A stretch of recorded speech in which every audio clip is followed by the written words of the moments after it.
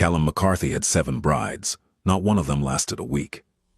No bruises, no threats, no violence. They just left before sunrise without a single word. The city called him a monster. The rumors got darker with every woman who walked out that door. But the truth? The truth was locked on the 2nd floor, and it wasn't what anyone expected. Then, a gambling debt brought someone no one saw coming. A woman the world had already written off. She wasn't beautiful. She wasn't powerful. At least, not by society's standards. And when she heard the sound that made every other woman run, she sat down on the floor. And she didn't leave. The real question isn't what Callum McCarthy was hiding. It's why she was the only one who stayed, and why he chose her. 7 brides in 4 years. That was the number people whispered about in the neighborhoods east of the waterfront, in the barbershops and the bakeries, in the back rooms where men played cards and pretended not to fear the name Callum McCarthy. 7 women had walked through the iron gates of his estate on the hill. 7 women had walked out again, some within days, one before sunrise, all of them pale-faced and quiet in a way that made the rumors worse than any truth could be. Nobody talked about why. Not because they didn't know, but because the women themselves refused to say a single word. And that silence, more than anything else, was what made the whole city afraid.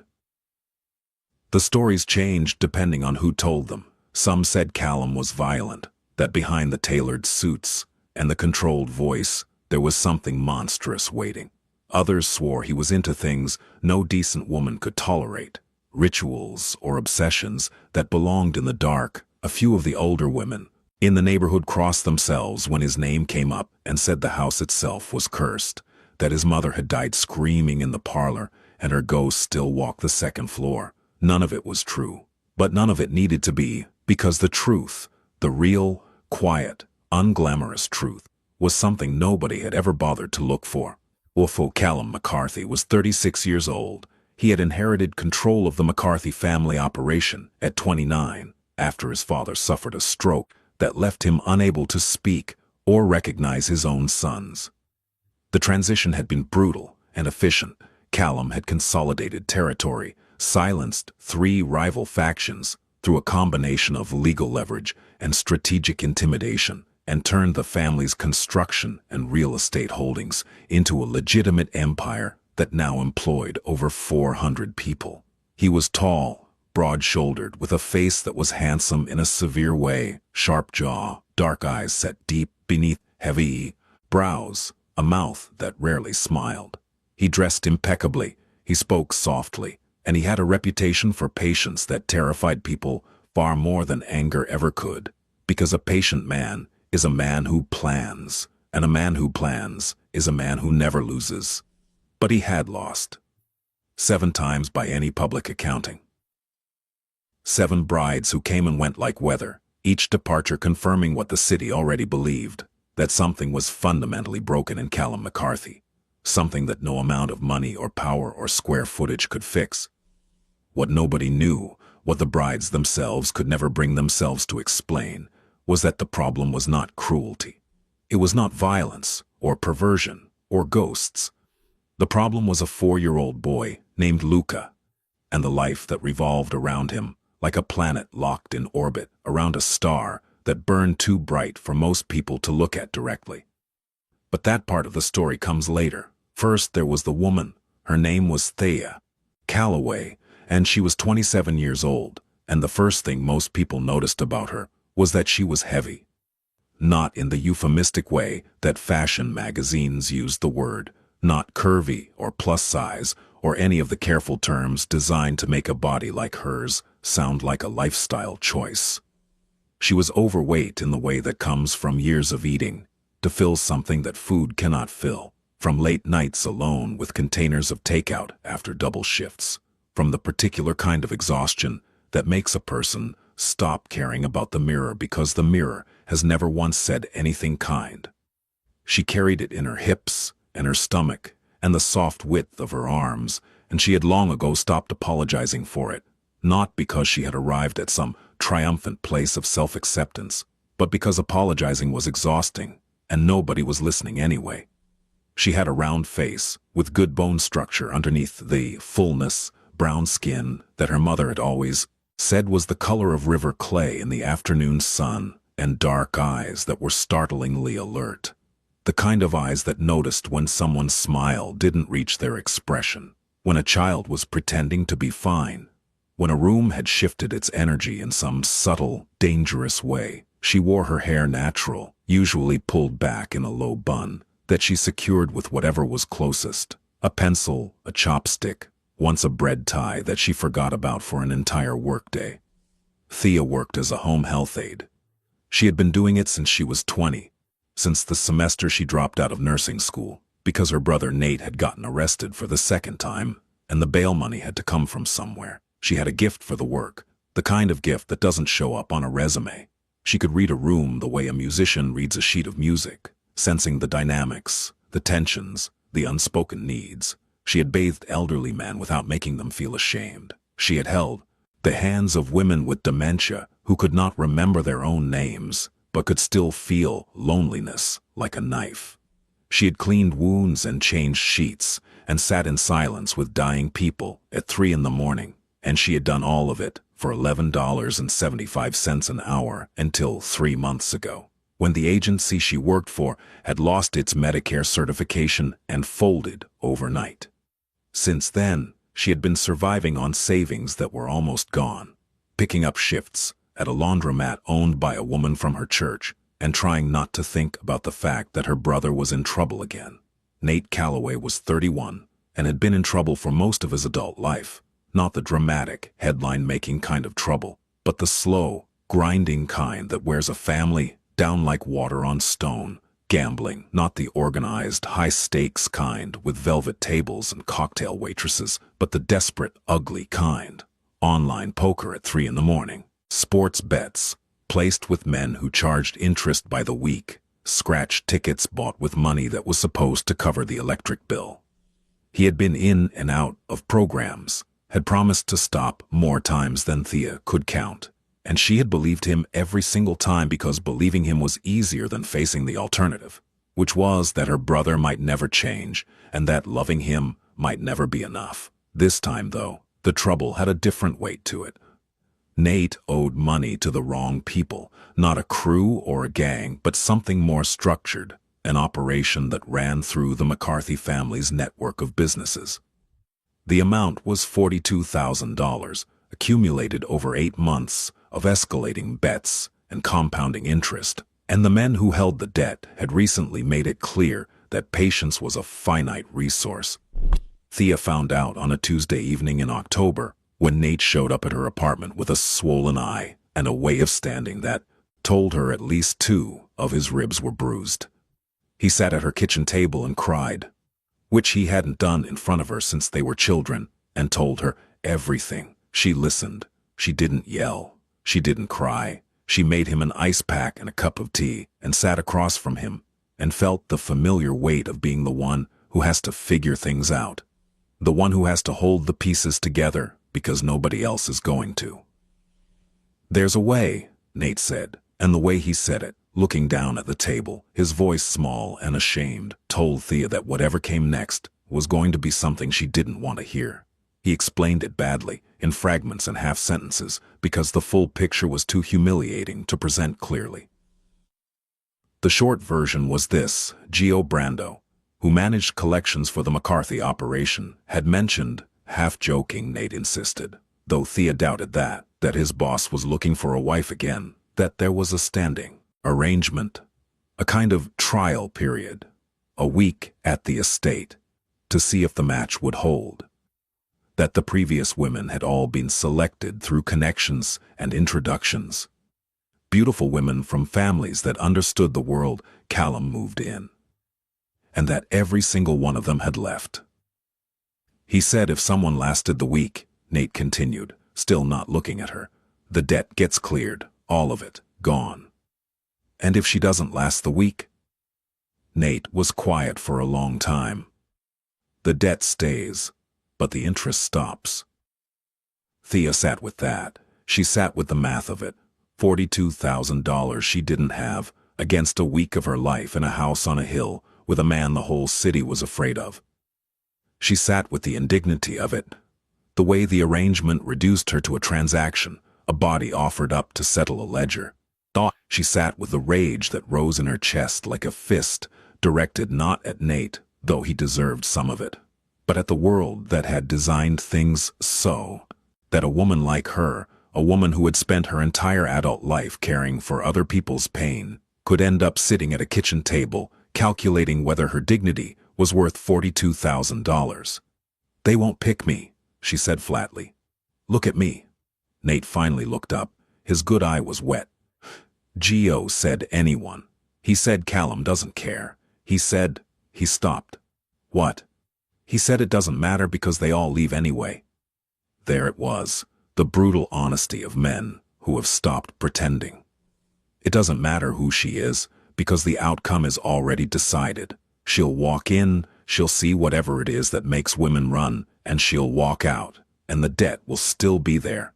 But at least it won't be growing. Thea thought about her savings account. $412. She thought about her mother, who had died when Thea was 19, and who had made her promise, in the last lucid conversation they ever had, to take care of Nate. She thought about the laundromat, and the church, and the apartment with the radiator that clanged all night. And she thought about the feeling she had carried for her entire life. The feeling of being the person who stays when everyone else leaves, the person who shows up, the person who endures. 1 week, she said, 1 week, and the debt is gone. Gone. She looked at her brother, battered, ashamed, still her brother, still the boy who used to save half his Halloween candy for her because he knew she liked the Reese's cups best. "Okay," she said. "Okay." The car came for her on a Friday afternoon. It was black, immaculate, the kind of car that made the neighbors look out their windows and then quickly look away.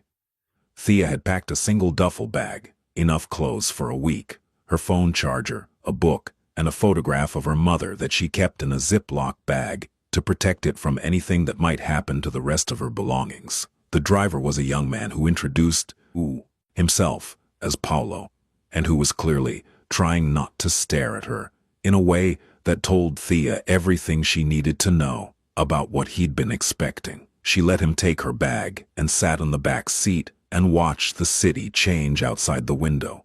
The crowded streets of her neighborhood giving way to wider avenues, then to the tree-lined roads that led up into the hills, where the old money lived alongside the new.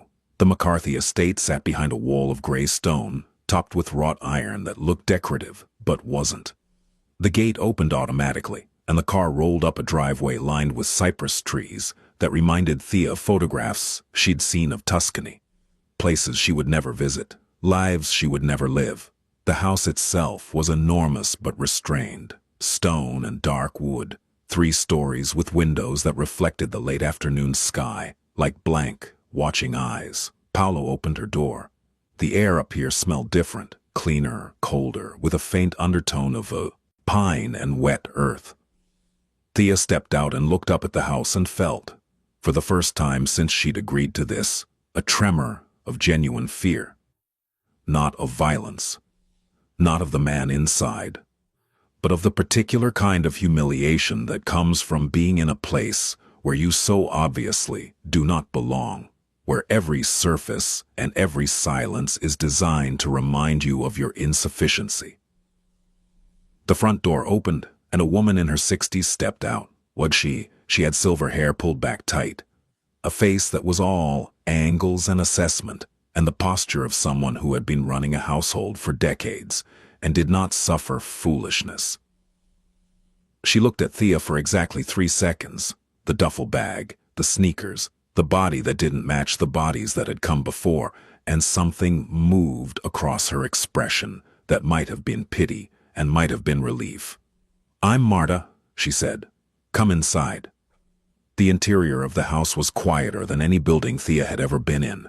Not the dead quiet of an empty room, but the thick, padded quiet of a place where sound was absorbed by heavy curtains and deep carpets and closed doors. Marta led her through a foyer with a floor of dark marble, past a staircase that curved upward into shadow, and into a hallway that smelled faintly of lemon polish and something else. Something warm and slightly clinical, like the hand sanitizer they used at medical facilities. Thea noticed that. She noticed the small gate at the top of the stairs, the kind used for toddlers, though it was made of polished wood instead of the plastic ones you bought at the hardware store. She noticed the locks on several of the interior doors, not keyed locks but slide bolts positioned high, out of a child's reach. She noticed the soft, thick padding along the base of one hallway wall, subtle enough to look like a design choice but clearly functional. She said nothing. But she filed everything away, because noticing things was what she did, and the things she was noticing were telling a story that didn't match any of the rumors she'd heard. "Your room is on the second floor," Marta said. "Dinner is at 7. Mr. McCarthy will see you then." "Thank you." Marta paused at the bottom of the stairs and looked at her again with that same unreadable expression. "The others usually asked more questions," she said. "I'm not the others." Something happened in Marta's face then, a softening, barely perceptible, that came and went, like a shadow passing over water. She nodded once and walked away. The room they'd given her was beautiful, in a generic, hotel-like way. Cream walls, white linens, a window overlooking a garden that even in October was meticulously maintained. Thea set her duffel bag on the bed and sat beside it and pressed her palms flat against her thighs and breathed. She could hear the house around her, the tick of a clock somewhere down the hall, the distant, muffled sound of a television, and something else, a rhythmic thumping, soft and repetitive, coming from a room above or beside her. Not threatening, not mechanical. It had the quality of something organic, like a person rocking, or a hand hitting a surface in a steady, unconscious pattern. She listened to it for a long time. Then she unpacked her bag, hung her 3 decent outfits in the closet, set her mother's photograph on the nightstand, and went to find the kitchen. She found it before she found anyone else, a massive room with professional-grade appliances, and a granite island large enough to seat 8. Marta was there, preparing something in a large pot, and she didn't look surprised to see Thea. Dinner's not until 7, Marta said. "I know. Can I help?" Another pause, another assessment. "You cook?" "I cook." Marta handed her a cutting board and a pile of vegetables without another word, and for the next hour they worked side by side in a silence that was not unfriendly. Thea julienned carrots and diced onions and minced garlic with the efficient, unhurried motions of someone who had spent a lot of time feeding people, and Marta watched her hands with an expression that gradually shifted from skepticism to something approaching approval. It was during this hour that Thea heard it again, the thumping, closer now, directly above the kitchen. And then, cutting through the quiet like a blade, a sound that made Thea's hands go still on the cutting board, a high, wordless cry, not of pain but of frustration. The kind of sound that comes from a throat that has never learned to shape its distress into language. Marta's face didn't change, her hands didn't stop moving, but there was a tension in her shoulders that told Thea everything. This was it. This was the thing. Whatever lived above the kitchen, whoever made that sound, was the reason 7 women had walked out the front door and never come back. "The carrots are fine," Marta said. "They don't need to be perfect." Thea realized she had stopped cutting. She resumed, and the sound above them stopped, replaced by the murmur of a voice, low, male, speaking words. Thea couldn't make out, but could feel the shape of, soothing, patient, repeating. She didn't ask, not yet. Because in her years of home health care, she had learned that the most important information is always volunteered, never extracted, and that the fastest way to make someone close down is to ask the question they're most afraid of answering. Dinner was served in a dining room that could have seated 20 but was set for 2. Thea was seated at one end of a table that stretched between them like a field of polished mahogany, and Callum McCarthy entered from a door at the far end at exactly 7 o'clock. He was bigger than she'd expected, Not just tall, broad with the build of a man who had done physical labor in his youth and maintained the frame through discipline rather than vanity. His suit was charcoal, well-fitted, and his dark hair was pushed back from a forehead that showed the first faint lines of a man who carried more than most people knew. His eyes found her immediately, and in them, Thea saw something she recognized, fear for him from 1,000 encounters in her work, the look of someone bracing for disappointment. Not giving it. Expecting it. He sat down. He unfolded his napkin. He did not say, "Welcome" or "Thank you for coming," or any of the things a normal person might say to a woman who had just agreed to live in his house for a week. What he said was, "You should know that I don't expect you to stay." His voice was low, even, stripped of inflection. Not rude. Worse than rude. Resigned. "I heard," Thea said. "Then you know the arrangement. 1 week. You're free to leave at any time, day or night. Paula will drive you." "I heard that too." He looked at her then, really looked, not at her body, or her clothes or the surface things that other people catalogued first, but at her face, at her eyes, as if he were searching for something he was fairly certain he wouldn't find. "Why did you agree to this?" he asked. "My brother owes you money." "Your brother owes Gio money. There's a difference." "Not from where I'm sitting." The faintest flicker in his expression, not a smile, the shadow of where a smile might live if it were ever allowed out. "Marta says you cook," he said. "Marta says a lot in very few words." Now there was something, a micro-expression, gone before she could name it, that suggested Callum McCarthy was not entirely prepared for her.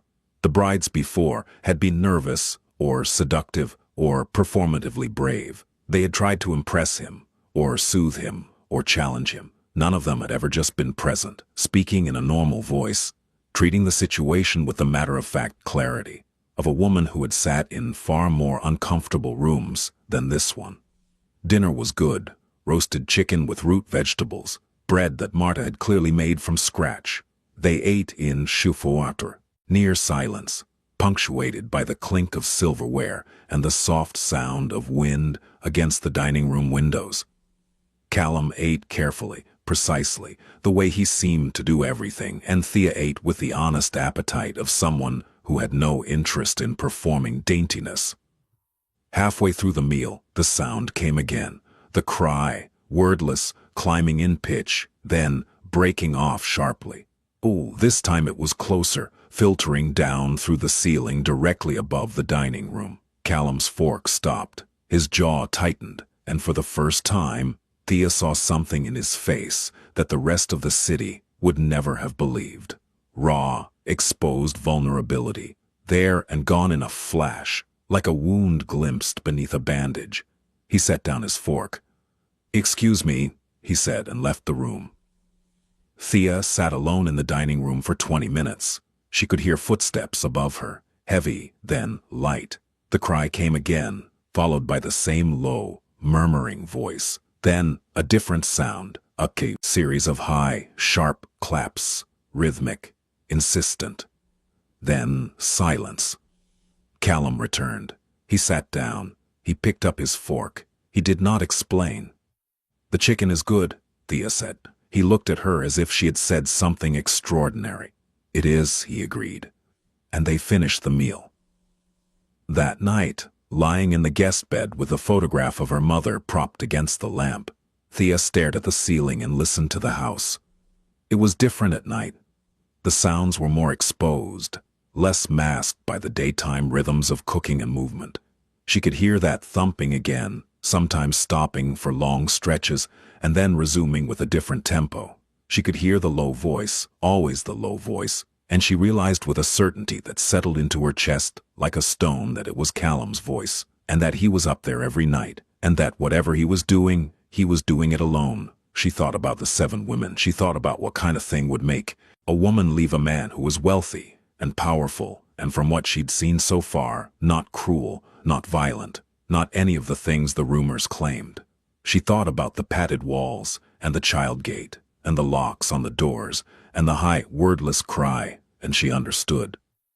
She understood. And she didn't leave.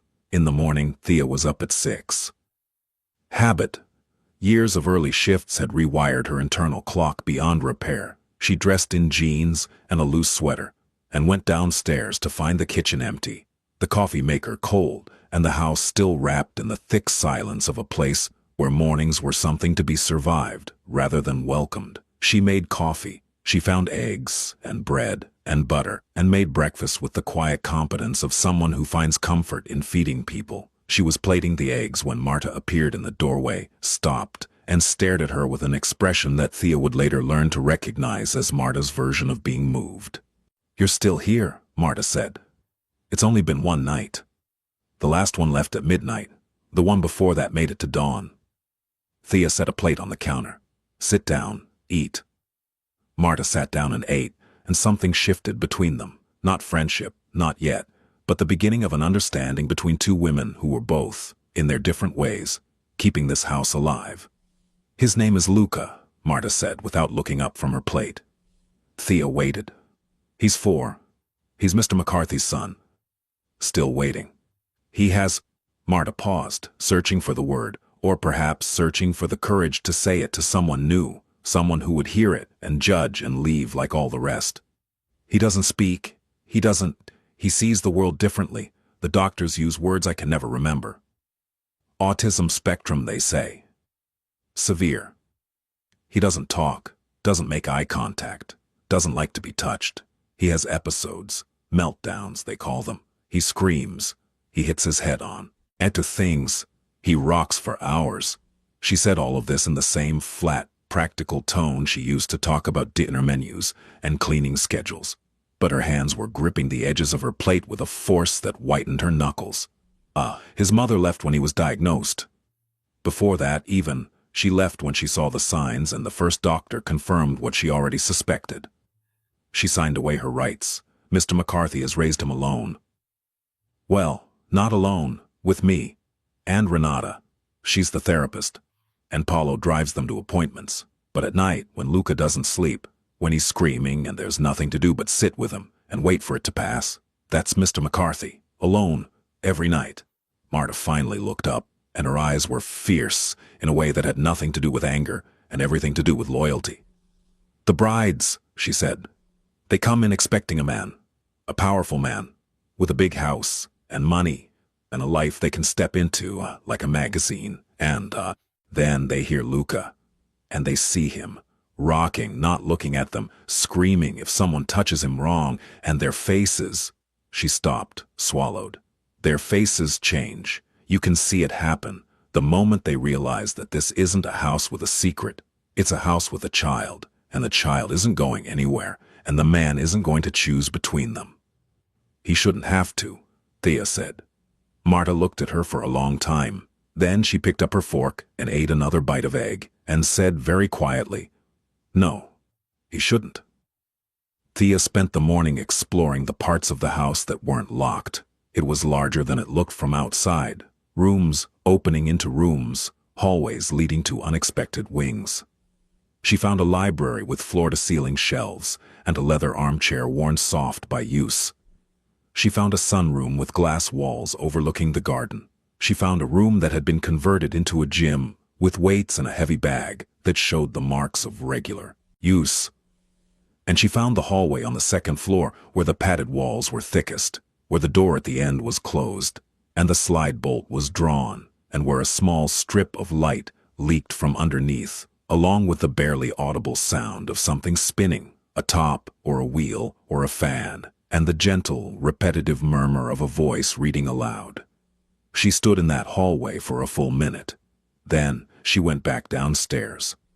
She didn't see Callum until the afternoon. He appeared in the kitchen doorway at 2 o'clock, wearing a shirt with the sleeves rolled up and an expression that was harder to read than anything Thea had encountered in her professional life.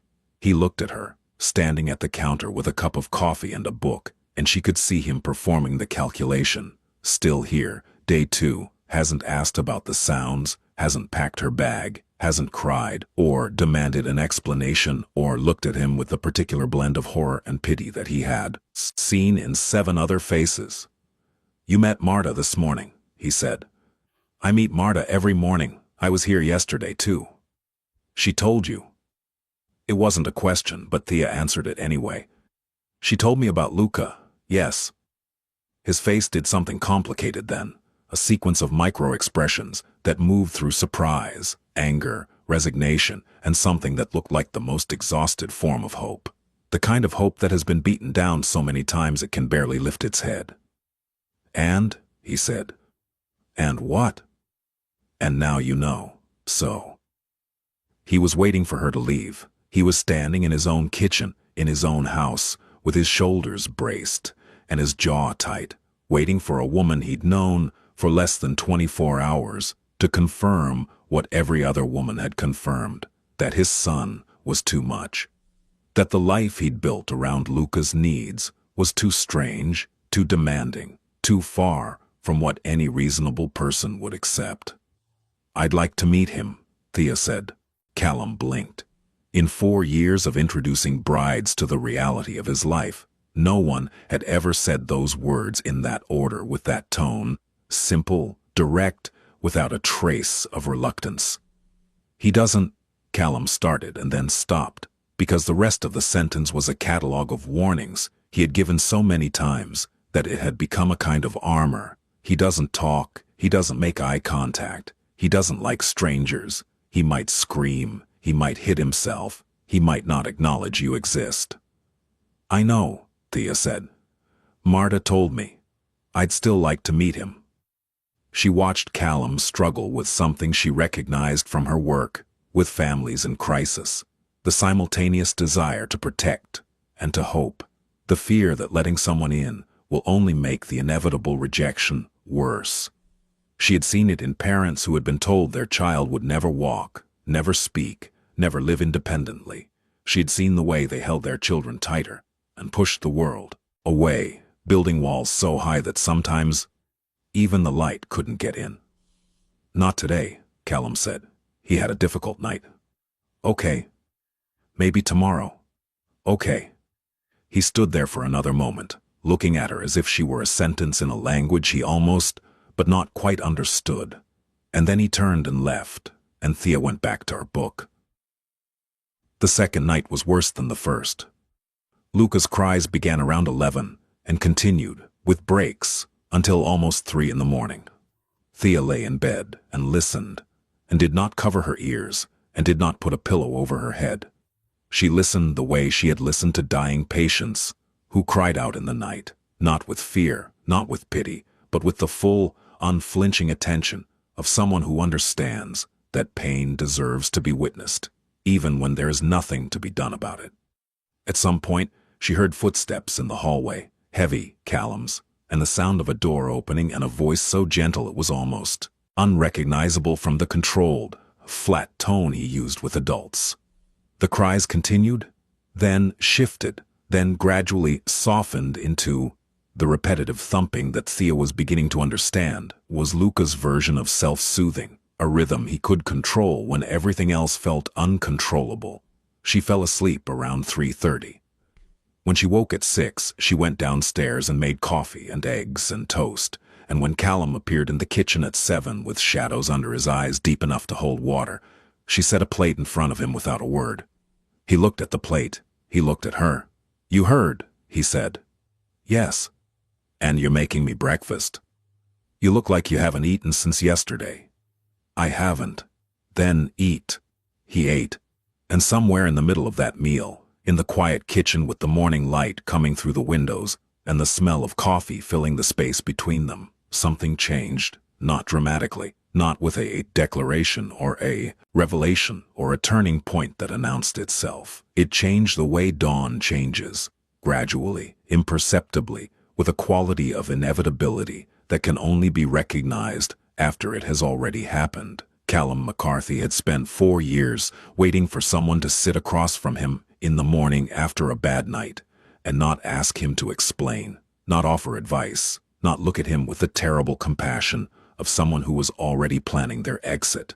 And Thea Calloway, who had spent her entire adult life being the person who stays, who shows up, who endures, set a plate of eggs in front of a man she barely knew and didn't ask a single question. And in that silence, Both of them heard something they had been straining to hear for longer than they could remember.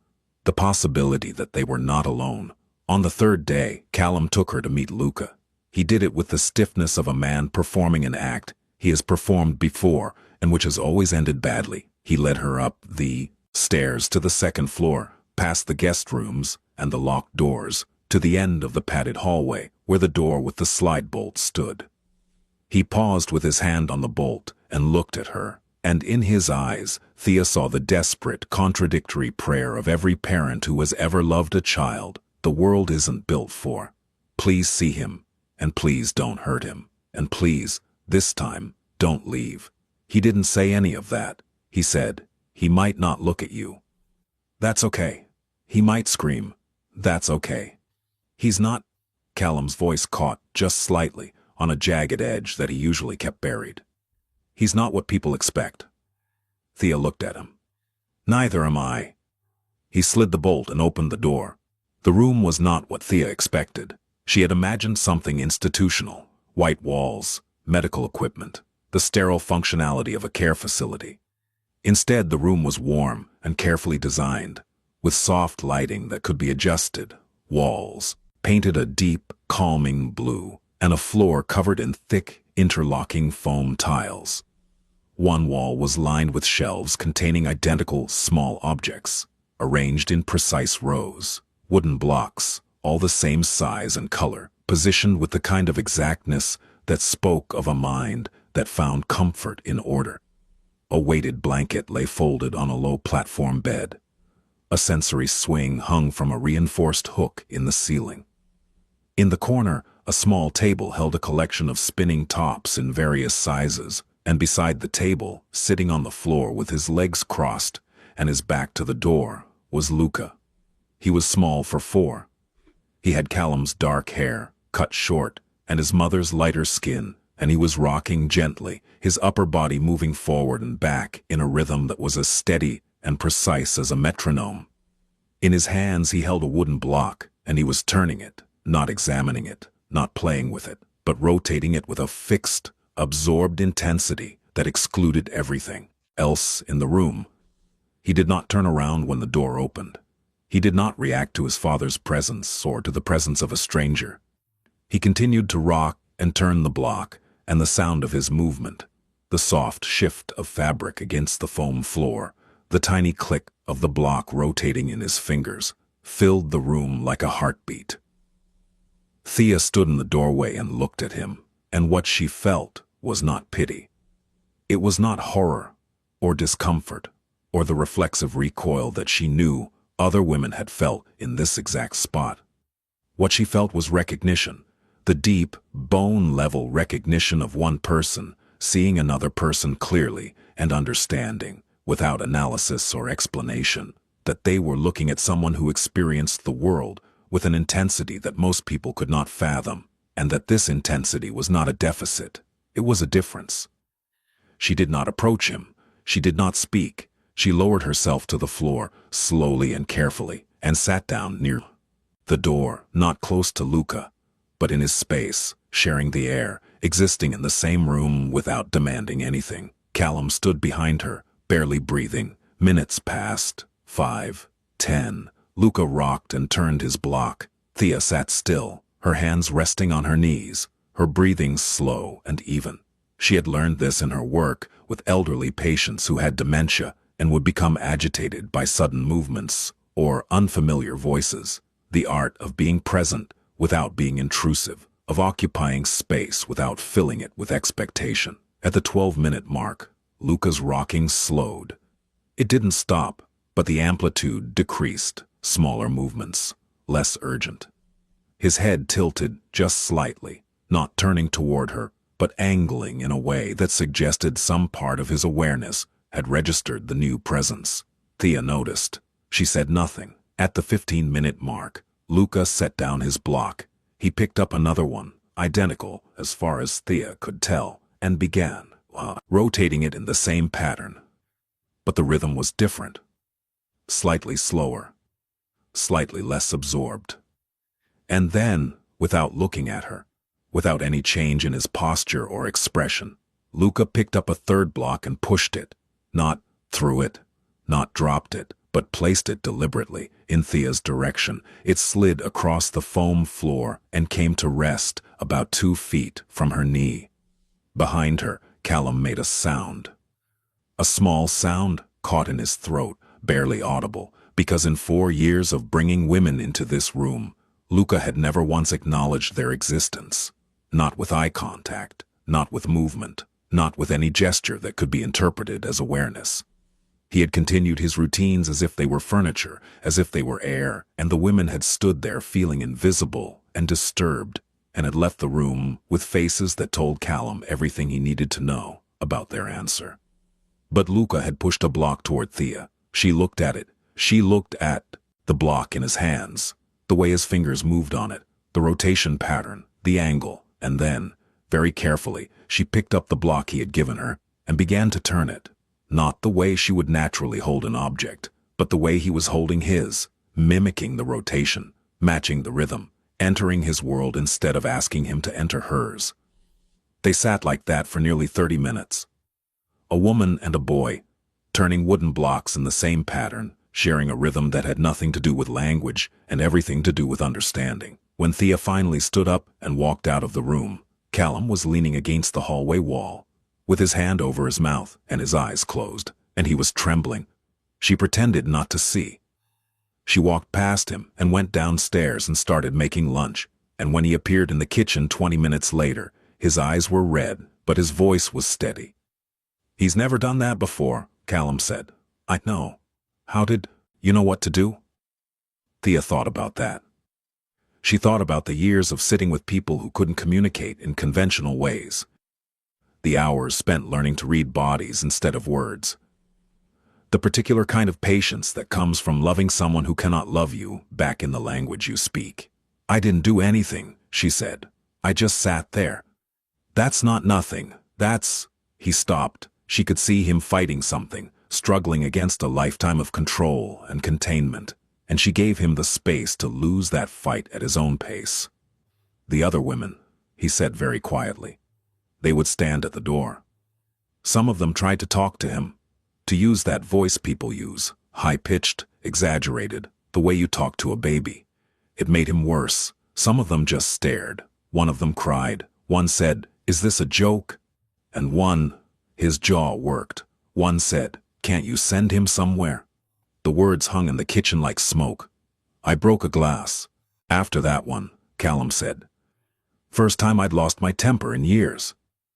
Marta had to replace the whole shelf. "Good," Thea said. He looked at her. "She deserved a broken glass," Thea said. "At minimum." And then, for the first time in her presence, for the first time in what might have been months or years, Callum McCarthy almost smiled.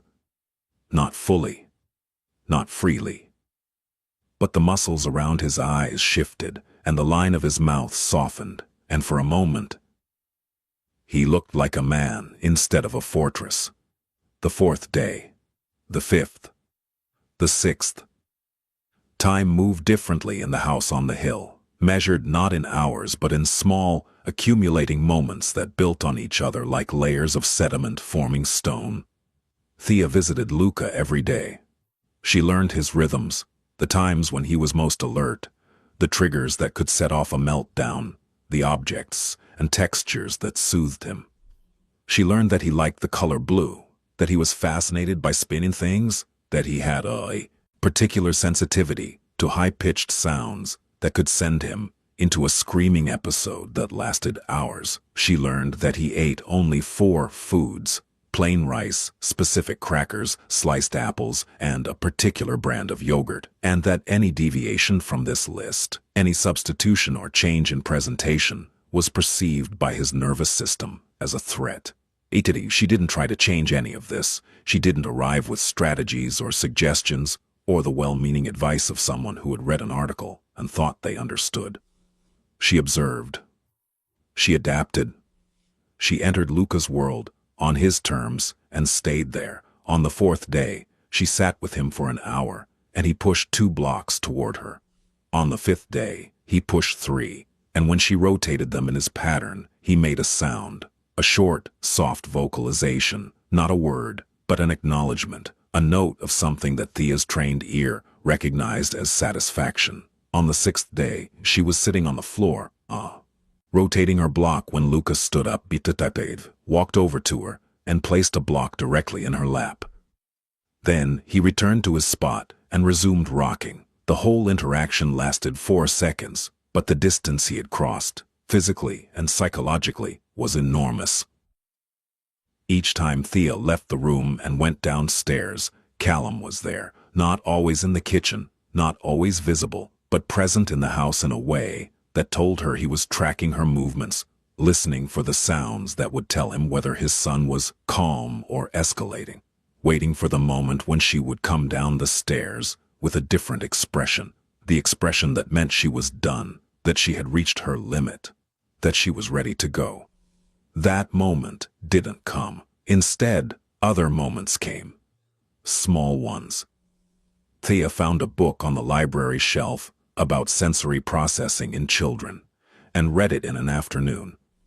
She asked Marta about Luca's therapy schedule and listened with the focused attention of a professional, asking specific, practical questions that Marta hadn't been asked in years. She noticed that the weighted blanket on Luca's bed was wearing thin and mentioned it to Callum, who looked at her as if she had spoken a language he didn't know he'd been yearning to hear. On the 5th night, she heard Luca's cries begin at midnight and lay in bed for 10 minutes, listening.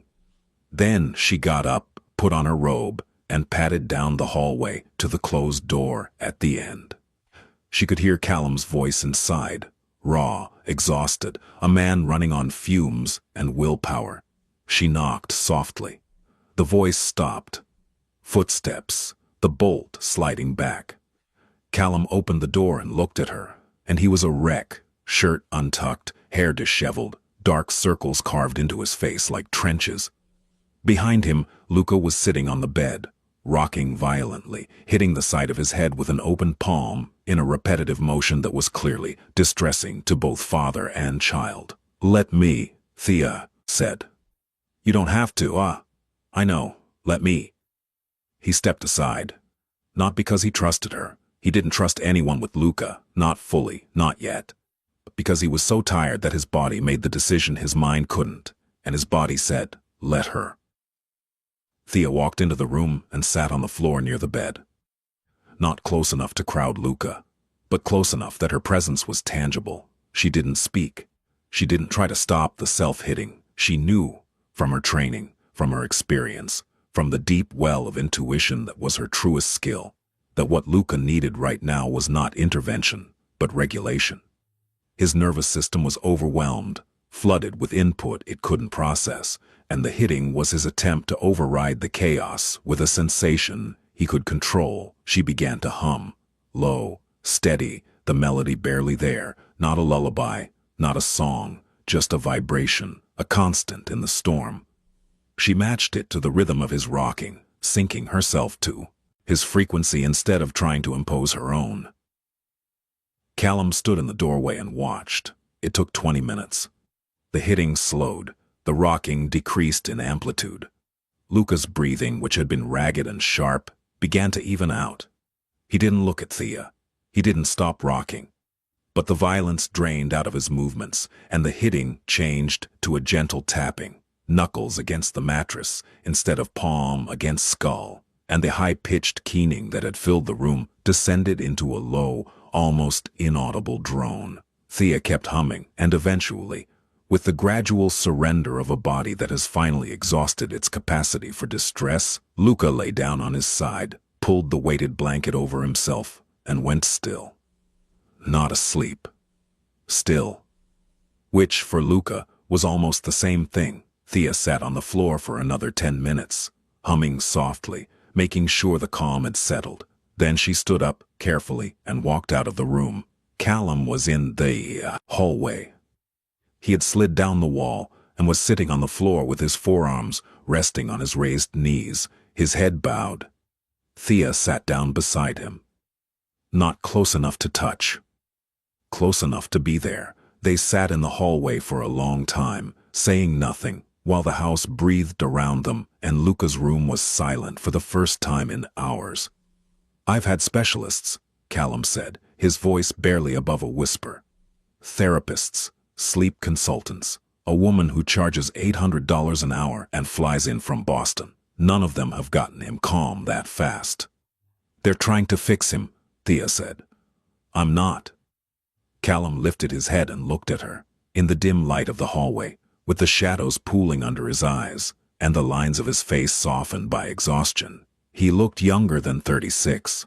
He looked like a man who had been carrying something so heavy that his bones had begun to reshape themselves around its weight. "Why?" he said. "Why what? Why are you here? Why are you doing this?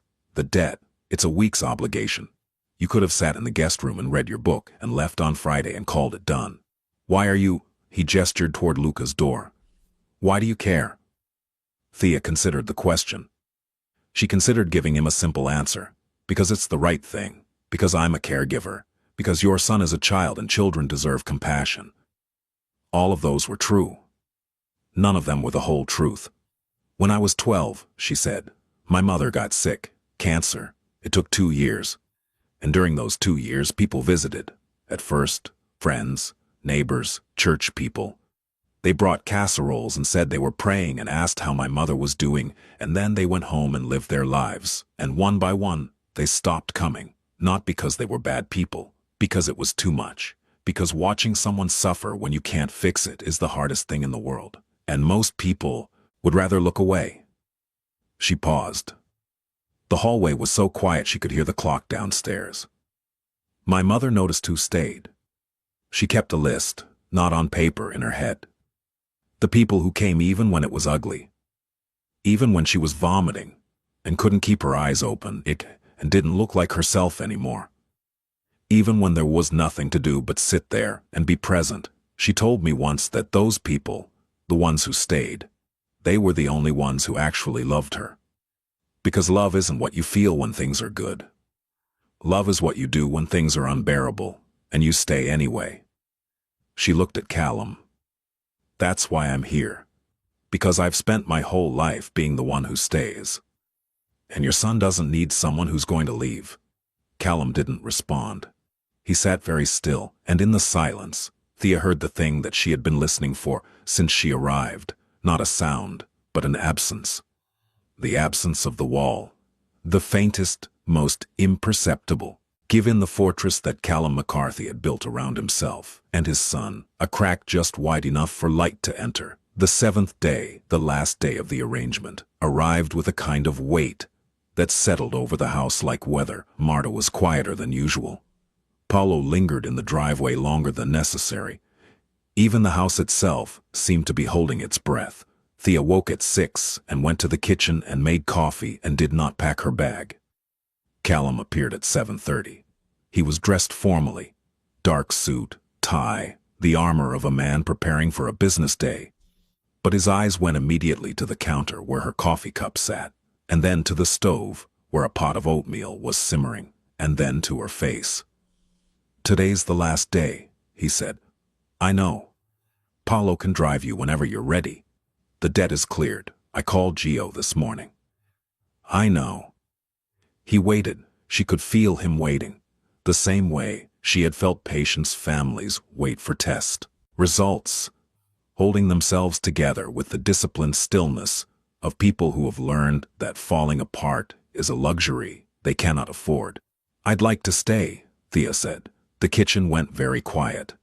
"You don't have to," Callum said, and his voice was careful, controlled, the voice of a man who is managing his expectations, because the alternative is hope, and hope is the most dangerous thing he knows. "I know I don't have to. I'd like to. The debt is cleared. You have no obligation. This isn't about the debt. It hasn't been about the debt since the 2nd day." She turned to face him fully, and for the first time since she'd arrived, she let him see what she had been carefully keeping. Behind a professional calm, the full force of her feeling.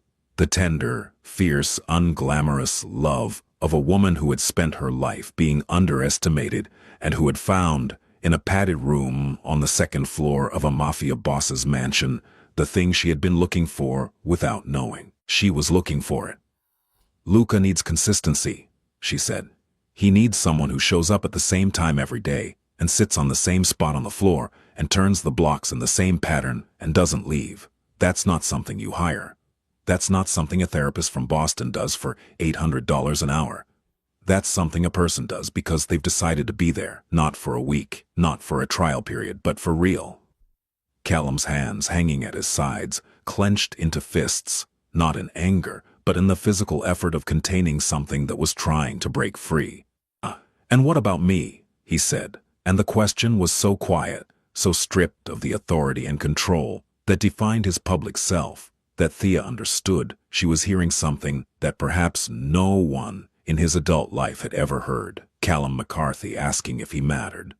You need the same thing, she said. You need someone who stays. The moment stretched between them, thin and luminous, and in it, Thea saw everything. The exhaustion, the loneliness, the years of nights spent on the floor of his son's room, the parade of women who had looked at his life and found it wanting, the slow, corrosive erosion of a man who had begun to believe that he and Luca were an island, permanently separated from the mainland of ordinary human connection. Callum opened his mouth to say something, and then his phone rang. The call changed the texture of the day. Thea watched it happen, the way Callum's face shifted from open to closed, in the time it took to glance at the screen, the way his posture changed, his shoulders squaring, his jaw setting. The man replacing the father in a transition, so practiced it was almost invisible. He answered, listened, said 4 words. Where? How many? When? And hung up. I have to go, he said. What happened? He looked at her, and she could see the calculation happening. How much to tell her, how much to trust her, how much of his world to let her see. My brother-in-law, he said. Vincent Ferraro. He married my sister before she died. He's been contesting custody of Luca. The words landed like stones dropped into still water. Custody, Thea repeated. Vincent believes Luca should be in institutional care. He's been building a case, documenting Luca's episodes, collecting statements from staff, arguing that the home environment is insufficient. He filed a motion last month. Can he do that? He can do whatever he can pay a lawyer to file. And he can pay a lot. Callum's expression was the one she had seen on the faces of parents in crisis, the cold, focused intensity of a person who is calculating threats and responses with the precision of a general planning a defense. He's arranged a home inspection. Today, a social worker and a child welfare advocate will be here at 2 o'clock if they determine that Luca's care is inadequate. He didn't finish the sentence. He didn't have to. Vincent doesn't want Luca, Callum said. And now there was something in his voice that Thea hadn't heard before, a raw, barely contained fury that burned beneath the surface like fire under ice. He wants leverage. He wants the McCarthy name and the assets that come with it. Luca is a chess piece to him. If he gets custody, he puts Luca in a facility and uses the guardianship to access the family trust. He's done the math. He knows exactly what Luca is worth to him in dollars. Thea's stomach turned. Not with fear, with anger. The deep, righteous anger of a person who has spent her life caring for vulnerable people and who recognizes, with the precision of a surgeon identifying a malignancy, the exact shape of a cruelty disguised as concern. What do you need? She said. Callum looked at her. I need the house to look right. I need Luca to be calm. He stopped. I need them to see that he's cared for. That this is a home, not a facility. That he has a family, we said. The word hung in the air between them. Yes, Callum said. The next 4 hours were the most focused of Thea's life. She moved through the house with a purpose that surprised even Marta, who had seen a lot of determined women in her time, but none quite like this. Thea cleaned. She cooked. She rearranged. She took the medical supplies that were stored in a visible cabinet in the hallway and reorganized them into labeled containers in a closet. She moved Luca's therapy schedule from a clinical spreadsheet, pinned to the kitchen wall, to a colorful calendar she handmade from supplies she found in a desk drawer. She placed children's books, which she found in boxes in a storage room, still wrapped in plastic, bought with hope and never opened, on low shelves in the living room and in Luca's room. She worked with the quick, instinctive intelligence of someone who understood what inspectors look for, because she had been on the other side of enough home visits to know that what matters is not perfection, but warmth. A home is not judged by its cleanliness, but by its life. The evidence that people live there, that a child is not just housed but nurtured, that the rhythms of the household revolve around care rather than containment. At noon, she went to Luca's room. He was sitting in his usual spot, rotating a block. She sat on the floor in her usual spot and picked up her block. They turned their blocks together for 10 minutes, synchronized, silent, two people sharing a language that had no words. Then, Thea did something she had never done before. She placed her block on the floor in front of Luca, not pushing it toward him, but setting it down gently in the space between them and leaving it there. Luca's rocking paused. He looked at the block, not at Thea. He didn't look at her face, didn't make eye contact, but at the block she had placed, studying its position, its orientation, its relationship to his own blocks. And then, with a delicacy that made Thea's throat tight, Luca placed his block next to hers, touching, aligned, 2 blocks side by side, in the space between them. Thea's eyes burned. She blinked hard and swallowed and placed another block beside his. He placed another beside hers, and slowly, over the course of 5 silent minutes, they built a row, not a tower, not a structure, nothing that would look impressive or meaningful to an outside observer, just a line, a simple, straight line of blocks stretching across the floor, between a 27-year-old woman and a 4-year-old boy, connecting them. When Thea came downstairs, her eyes were red and her voice was steady. He's ready," she told Callum. "He'll be okay." Callum looked at her face and saw the red eyes and didn't ask, because he understood, better than anyone in the world, that some things that happen in that room are too sacred to describe.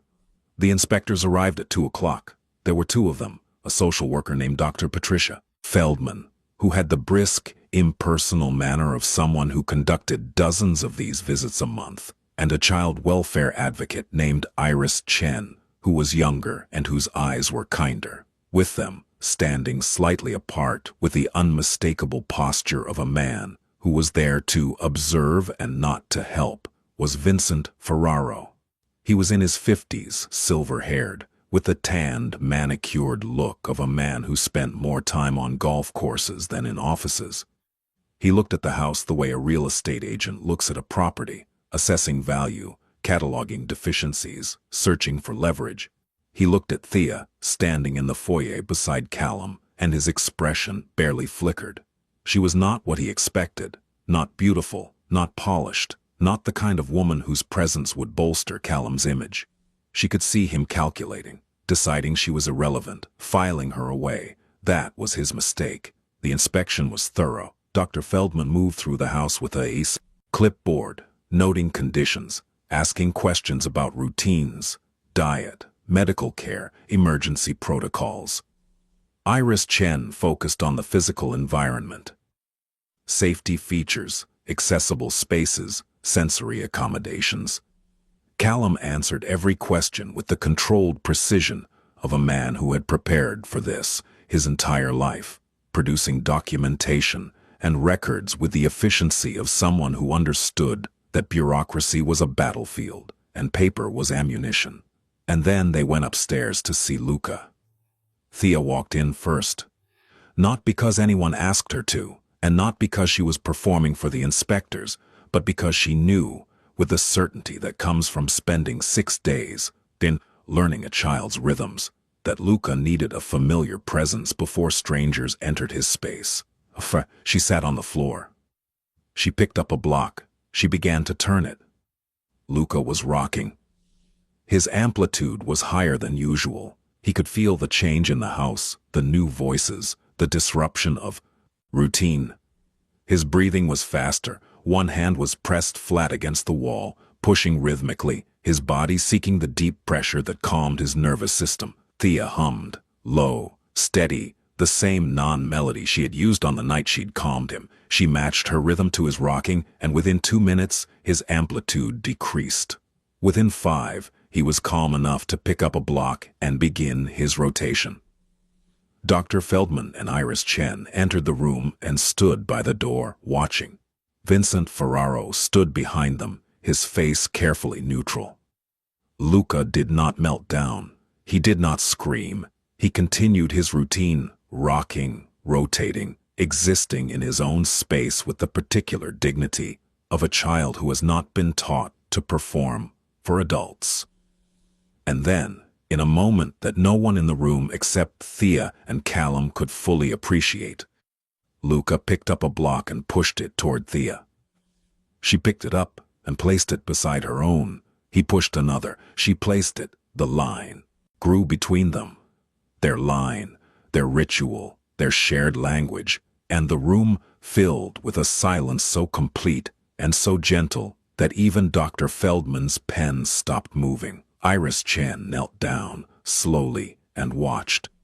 Her eyes moved between the boy and the woman, tracking the interaction, reading the dynamic with a professional eye that saw what the blocks represented. See just not a trick, not a performance, but a relationship. A real, living connection between a child who could not speak and a woman who had learned to listen without words. "How long has she been working with him?" Iris asked Callum, who was standing in the doorway with his arms crossed and his heart in his throat. 6 days, he said. Iris looked at him. 6 days. She's not a therapist. She's not a specialist. He faltered because the word that wanted to come out was one he hadn't earned the right to say. Not yet. Not this soon. And Callum McCarthy was a man who did not use words he hadn't earned. "She's, family," Marta said from behind him. Nobody had noticed her arrive. She stood in the hallway with her arms folded and her chin raised, and the fierce, unwavering expression of a woman who would burn the house down before she let anyone take the child she had helped raise. "She's family," Marta repeated. "And she's staying." The inspection lasted another hour. Dr. Feldman asked additional questions about Luca's therapeutic interventions, his developmental trajectory, his daily schedule. Thea answered some of them, the practical ones, the ones about routine and diet and sleep patterns, with a specificity that revealed not just 6 days of observation, but a lifetime of professional intuition about caring for people whose needs the world doesn't always understand.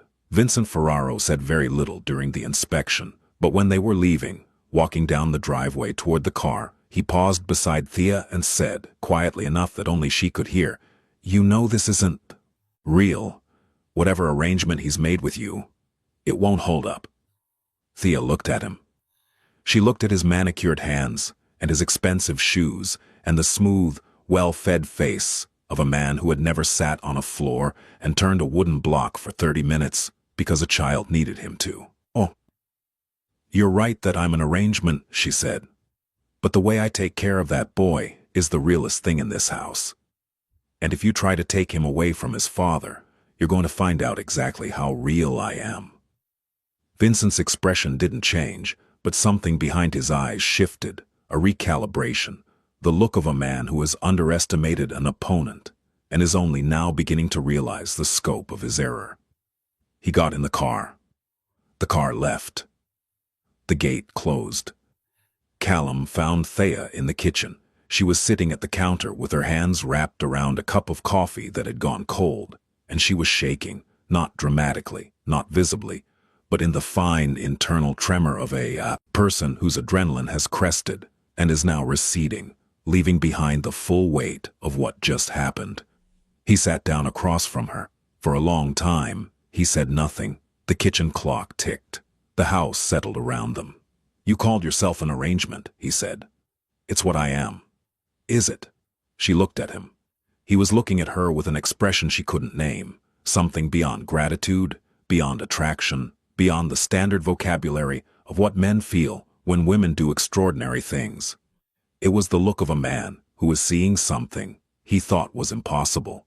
Someone who has entered the most damaged, most protected part of his life and hasn't flinched. I don't know what I am to you, Thea said honestly. I know what I am to Luca. I know what I am to Marta. I know what I am to this house. But you and I, we've known each other for a week. 6 days. 6 days.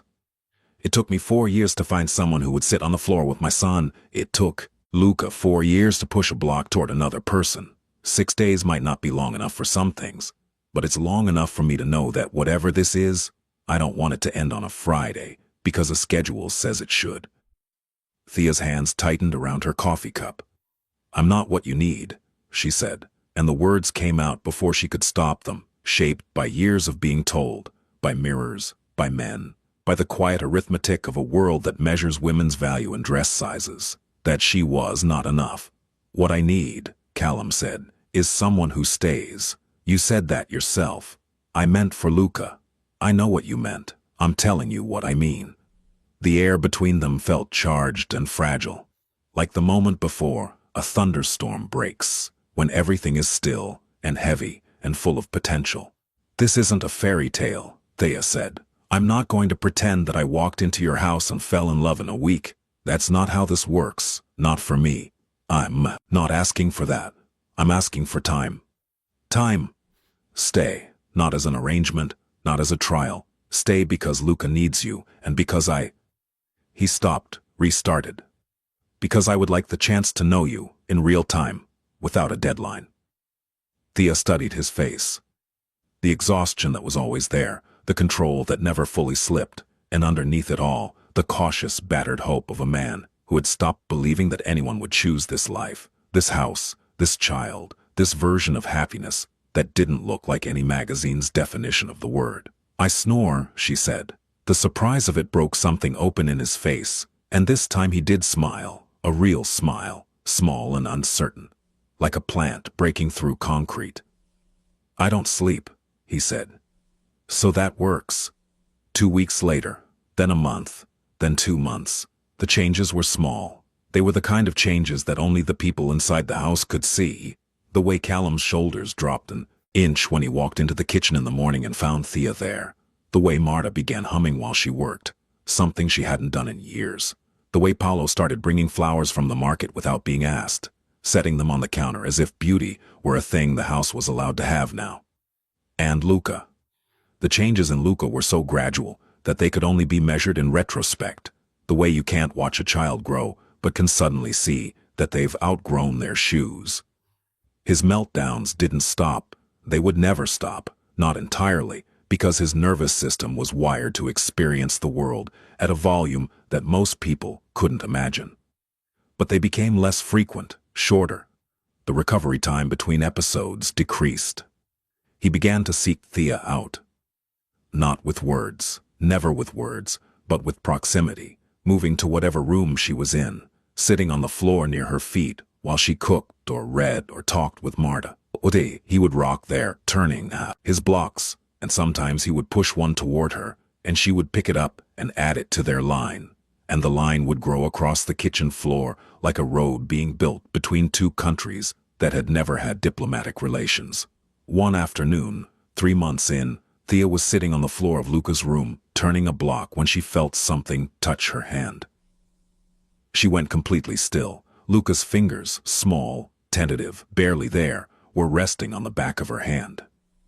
Not gripping, not holding, just resting, like a butterfly that had landed and might fly away at any moment.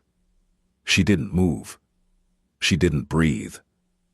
She let his fingers sit on her hand for as long as he needed, and when he pulled away, 8 seconds later, an eternity, she continued turning her block as if nothing had happened, because she understood that for Luca, the touching was already monumental, and to react would be to make it bigger than he could handle. When she went downstairs, she told Callum. He didn't speak for a full minute. He stood in the kitchen with his back to her, his hands flat on the counter, and she could see his shoulders moving in a way that told her he was crying, silently. The way men cry when they've been strong for too long, and the relief is too sudden. and too enormous to contain. She walked up behind him and placed her hand on his back.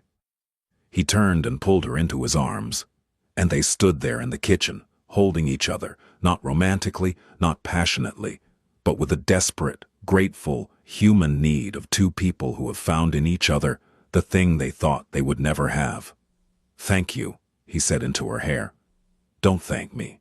He's easy to love." "He's not easy. That's the whole point." She pulled back and looked at him. "Loving him is.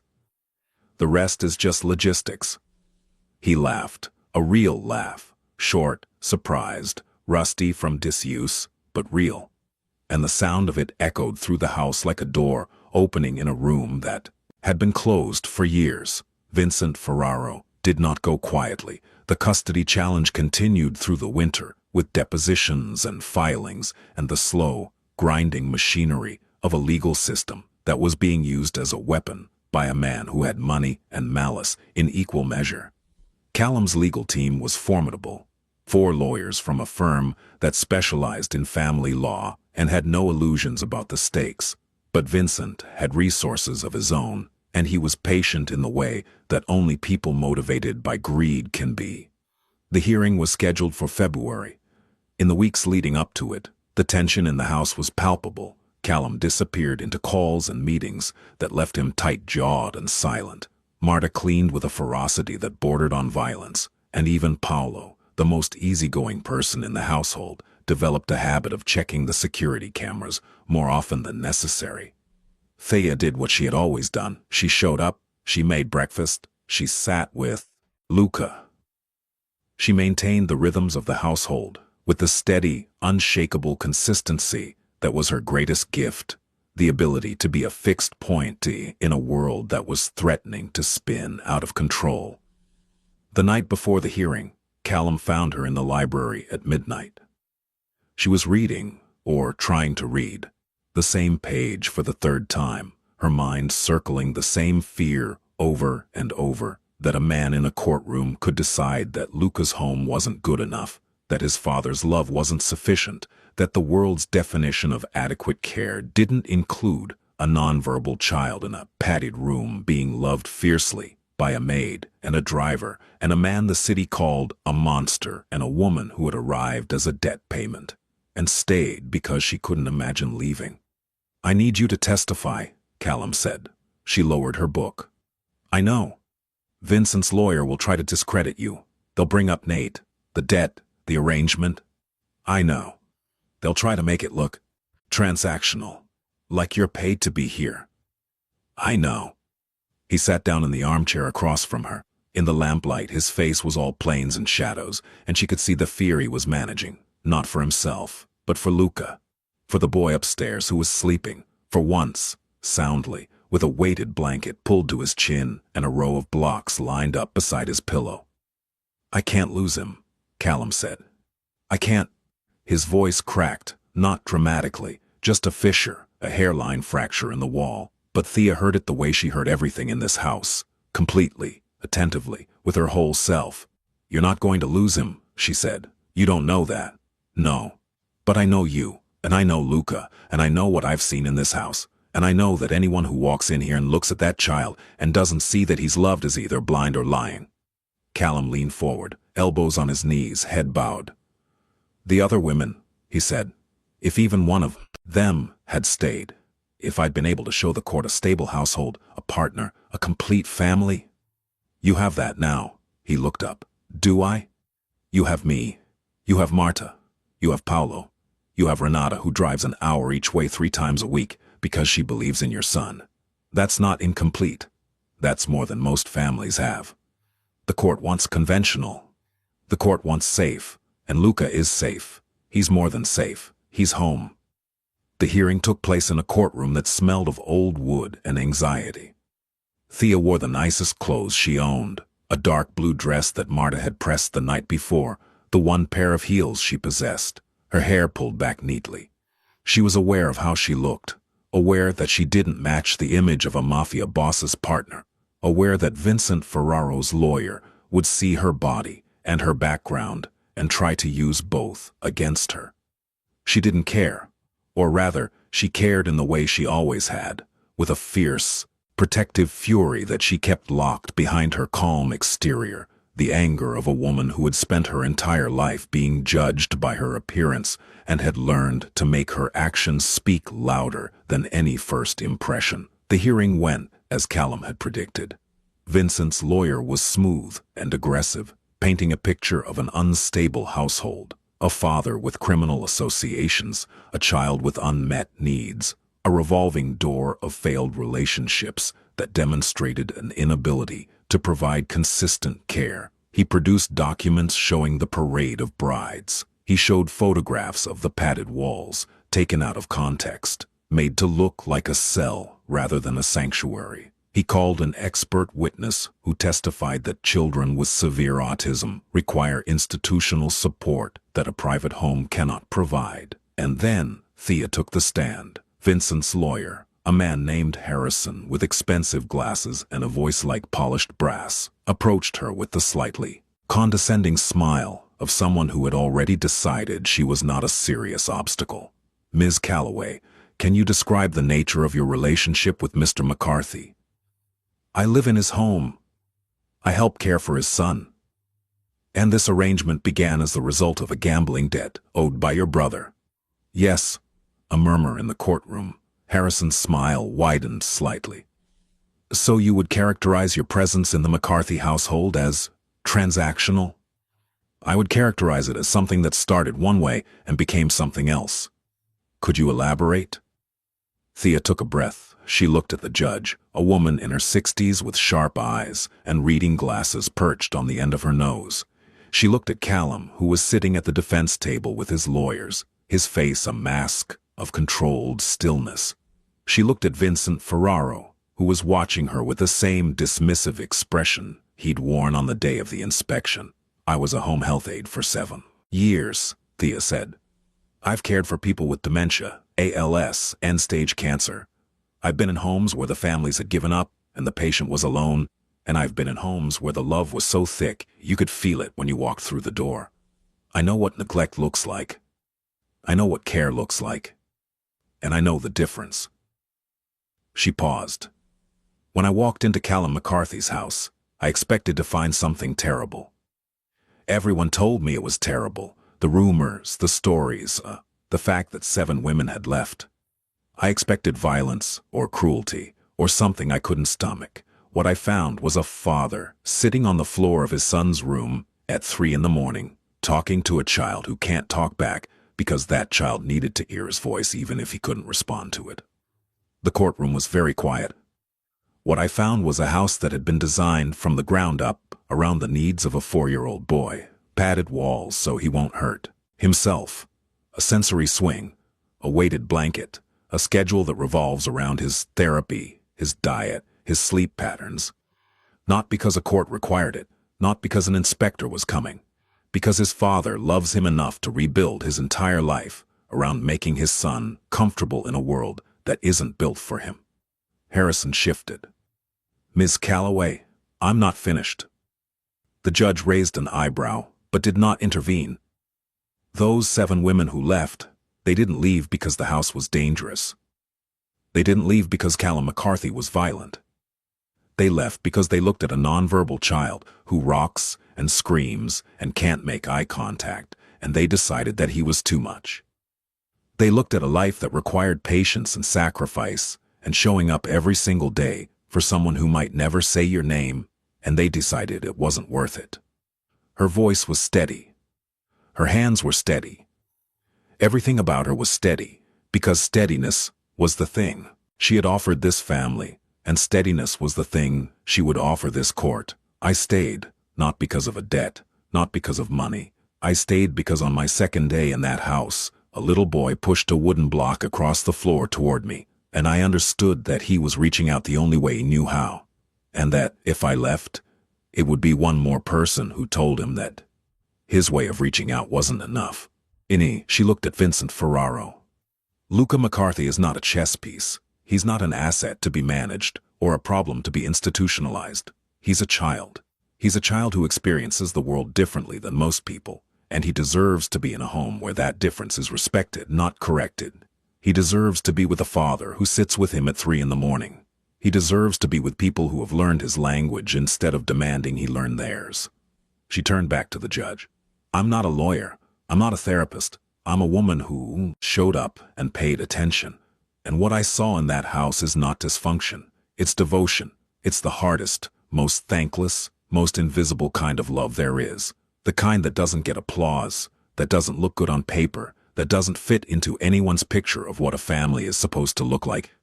But it's real. And it's enough. The courtroom was silent for 5 full seconds after she stopped speaking. Harrison looked at his notepad. The judge removed her glasses and cleaned them, which Thea later learned was something she did when she was thinking carefully. The hearing continued for another 2 hours, with testimony from Luca's therapist, Renata, from Marta, from the pediatric neurologist who had been treating Luca since his diagnosis. But the tone had shifted. Something in Thea's testimony had rearranged the air in the room, had reframed the conversation from a question of adequacy to a question of understanding.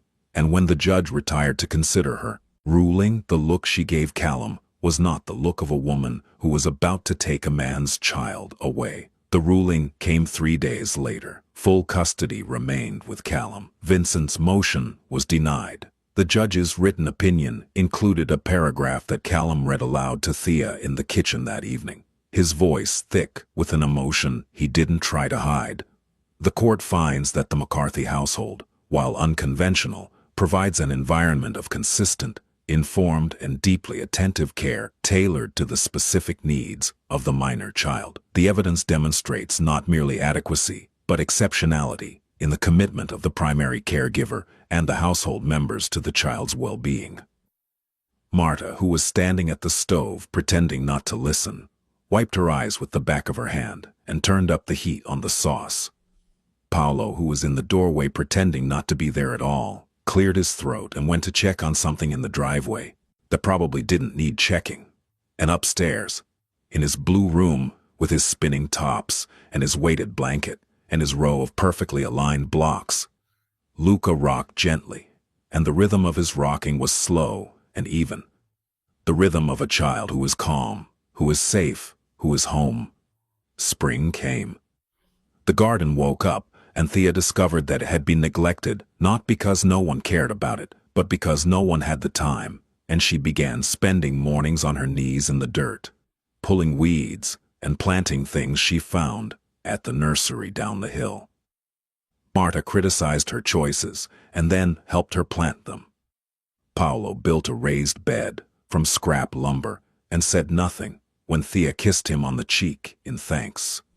One morning in April, Thea was kneeling in the garden when she felt a presence behind her, and she turned and found Luca standing on the back porch, hovering at the threshold between inside and outside, a boundary he rarely crossed. He was rocking on his heels, his hands pressed flat against his thighs, his eyes fixed on something in the garden.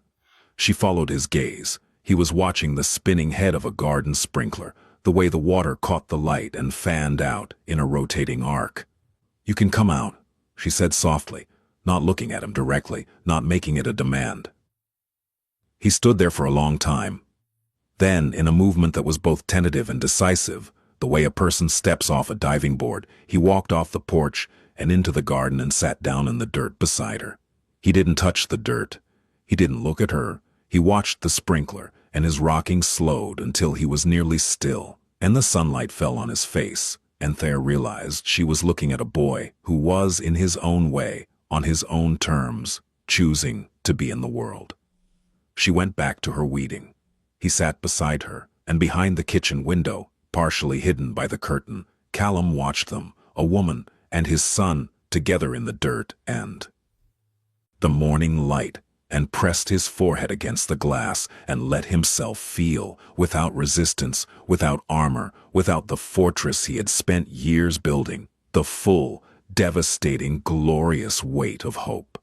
Months passed, then a year, then longer. The story of Callum McCarthy's brides faded from the city's gossip, replaced by other scandals, other mysteries, other lives to speculate about. The house on the hill was still there, still behind its stone wall and iron gate, but something about it had changed. Not visibly, not in any way that a passerby could identify, but in the way a house changes when it becomes a home. Something in the light, or the air, or the almost imperceptible hum of people living together who have chosen each other and keep choosing each other every day. Thea never became thin. She never became glamorous. She never fit the image of a mafia boss's wife. And she did become his wife, quietly, in a small ceremony in the garden with Marta and Paolo and Renata as witnesses and Luca sitting on a blanket nearby, turning a wooden block in his precise, absorbed way.